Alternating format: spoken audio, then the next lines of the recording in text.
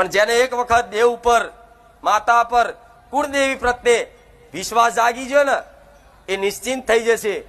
એને કોઈ ચિંતા નહીં રહે કાલ હું શું ખાઈશ. કાલની ખવડાવવાની જવાબદારી મારી મેલડીની રહેશે.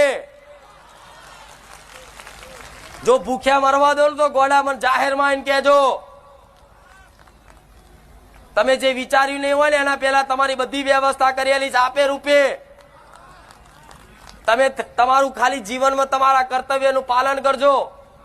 જે નોકરી ધંધો તમારી યોગ્યતા લાયકાત પ્રમાણે જે મળ્યું હોય ને, જે પ્રમાણે ભણ્યા હોય એ પ્રમાણની નોકરી ધંધો તમને આલ્યો હોય ને ભગવાન એક માતાજીએ, તો એ ધંધો છે ને ઈમાનદારીથી નિભાવજો. કોઈ ચીટિંગ ના કરતા, કોઈ છેતરપિંડી ના કરતા, કોઈ બેમાની ના કરતા. કોઈને જોતું તમારી સત્યની વાત, પણ મારો ભગવાન તમારી કુળદેવી મારા જેવી મેલેડી તો 100% લખે છે.